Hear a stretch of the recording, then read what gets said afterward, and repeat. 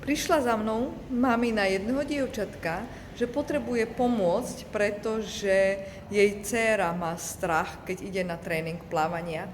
A jej dcéra mi porozprávala, že napriek tomu, že sa teší na tréningy, aj na to plávanie, tak prvá jej reakcia je, že sa jej stiahne žalúdok, dostane krč žalúdka a ako prvé si povie, že nie, nechcem ísť do vody.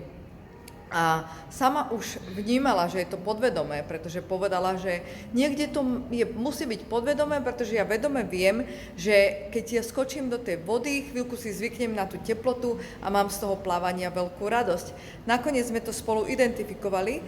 Jednalo sa o reakciu na zážitok z iného tréningu, kedy trénerka na ňu kričala a veľmi neprimerane ju s prepáčením zdrbala a pritom tá malá klientka povedala, že ona robila, čo sa dalo, len to bolo pre ňu veľmi nepríjemné, ako na ňu veľmi tá trénerka kričí. Takže sme potrebovali tento zážitok, ktorý vyvolal túto reakciu tela, neutralizovať a nastaviť radosť do toho, ísť do vody a ísť na tréningy. A sa nám to podarilo.